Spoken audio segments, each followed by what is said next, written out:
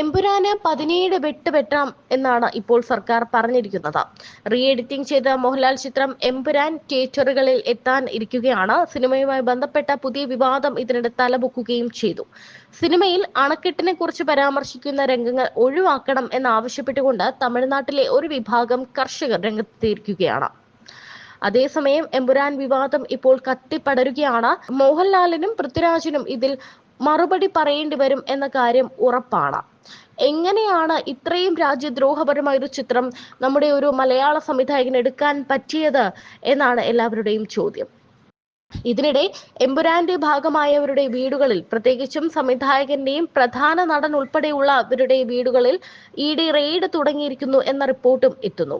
ബോളിവുഡ് താരം വിവേക് ഒബ്രോയിയുമായി ബന്ധപ്പെട്ട കമ്പനിയിൽ ED റെയ്ഡ് എന്ന റിപ്പോർട്ടാണ് വരുന്നത്. ഭവന പദ്ധതി തട്ടിപ്പ് കേസിൽ കാരം ഡെവലപ്പേഴ്സ് എന്ന കമ്പനിയുടെ 19 കോടി രൂപയുടെ ആസ്തികളാണ് ED കണ്ടുകെട്ടിയത്. സാമ്പത്തികമായി പിന്നാക്കം നിൽക്കുന്ന കുടുംബങ്ങൾക്കായുള്ള ഭവന നിർമ്മാണ പദ്ധതിയിൽ ഉണ്ടായ സാമ്പത്തിക ക്രമക്കേടാണ് നിലവിൽ അന്വേഷിക്കുന്നത്. 2023 കേസ് പരിഗണിക്കവേ വിവേക് ഒബ്രോയ് കൂടി പങ്കാളിയായ കമ്പനിയുമായി ബന്ധപ്പെട്ട അഴിമതി കേസ് കൈകാര്യം ചെയ്തതിലെ വീഴ്ച ചൂണ്ടിക്കാണിച്ച് ബോംബെ ഹൈക്കോടതി മഹാരാഷ്ട്ര പോലീസിനെ വിമർശിച്ചിരുന്നു. കാരത്തിന് കീഴിലുള്ള വിവിധ ഭവന പദ്ധതികളെ വിവേക് ഒബ്രോയ് പ്രൊമോട്ട് ചെയ്തിരുന്നു. ചുരുങ്ങിയ ചെലവിൽ ഭവന നിർമ്മാണം എന്ന പേരിൽ തുടങ്ങിയ പദ്ധതിയിൽ 11,500 പേർക്ക് വാഗ്ദാനം ചെയ്ത ഭവനങ്ങൾ നൽകിയിരുന്നില്ല. പദ്ധതിയിലേക്ക് നിക്ഷേപകരെ ആകർഷിക്കാൻ കമ്പനി വ്യാജരേഖകൾ ചമച്ചുവെന്നും കൃഷിഭൂമി കാർഷികേതര ഭൂമിയായി കാണിച്ച ഉപഭോക്താക്കളെ തെറ്റിദ്ധരിപ്പിച്ചുവെന്നും അന്വേഷണ ഉദ്യോഗസ്ഥർ പറയുന്നു. പദ്ധതിയിൽ വിശ്വസിച്ച് കാലങ്ങളായി സ്വരുക്കൂട്ടിയ പണമാണ് പലരും കമ്പനിയെ ഏൽപ്പിച്ചത്. കേസിൽ ED വന്നതോടെ വിഷയം രാജ്യശ്രദ്ധ ആകർഷിച്ചിരിക്കുകയാണ്. കമ്പനിയിൽ നിന്ന് കണ്ടുകെട്ടിയ പണം കൊണ്ട് തങ്ങളുടെ നഷ്ടം നികത്തപ്പെടുമെന്ന പ്രതീക്ഷയിലാണ് നിക്ഷേപകർ.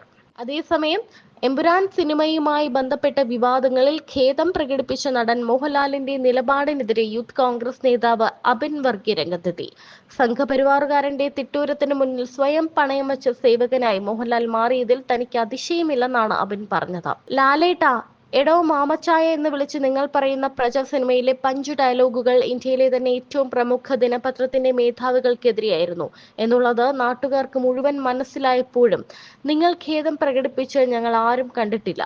കേരളത്തിലെ തന്നെ 2 പ്രമുഖരായ കമ്മ്യൂണിസ്റ്റ് വ്യക്തിത്വങ്ങളുടെ കഥ പറയുന്ന സിനിമയിൽ നിങ്ങൾ കിടിലൻ ഡയലോഗുകൾ അടിച്ചപ്പോഴും അത് അവരുടെ കുടുംബത്തിന് വേദനിക്കുന്നത് കൊണ്ട് നിങ്ങൾ ആരും ഖേദം പ്രകടിപ്പിച്ച് ഞങ്ങൾ ആരും കണ്ടിട്ടില്ല. K. കരുണാകരനെയും പത്മജ വേണുഗോപാലിനെയും KM മാണിയെയും ഒക്കെ ആക്ഷേപഹാസ്യങ്ങളുടെ തഗ് ഡയലോഗുകളിലൂടെ നിങ്ങൾ ആടിത്തിമർത്തപ്പോൾ നിങ്ങളോട് മാപ്പ് പറയണമെന്ന് ഇവിടെ ആരും ആവശ്യപ്പെട്ടിട്ടുമില്ല. പക്ഷേ എമ്പുരാൻ സിനിമയിൽ ലോകം മുഴുവൻ കണ്ടു നടന്ന ഒരു സംഭവം ചിത്രീകരിച്ചതിന്റെ പേരിൽ എന്നെ സ്നേഹിക്കുന്നവർക്ക് വിഷമമുണ്ടായെന്ന് വിഷമിച്ച് സംഘപരിവാറുകാരന്റെ തിട്ടൂരത്തിന് മുന്നിൽ സ്വയം പണയം വെച്ച സേവകനായി മോഹൻലാൽ മാറിയതിൽ തനിക്ക് അതിശയമില്ല എന്ന് അദ്ദേഹം പറയുന്നു. കാരണം ഈ വയസ്സാൻ കാലത്ത് ED റെയ്ഡ് നടത്തി ജയിലിൽ കിടക്കണോ അതോ സിനിമയിലെ സീൻ കട്ട് ചെയ്യണോ എന്നൊരു ചോദ്യം ഉയർന്നാൽ കോടിക്കണക്കിന് രൂപയുടെ ബിസിനസ് നടത്തുന്ന മോഹൻലാലിനും ആന്റണി പെരുമ്പാവൂരിനും ഗോകുലം ഗോപാലൻ ചേട്ടനുമൊക്കെ മറ്റൊന്നും ആലോചിക്കാൻ പറ്റിയെന്ന് വരില്ല. അതുതന്നെയാണ് സമകാലീന ഇന്ത്യയുടെ രാഷ്ട്രീയം വ്യക്തമാക്കുന്നതും.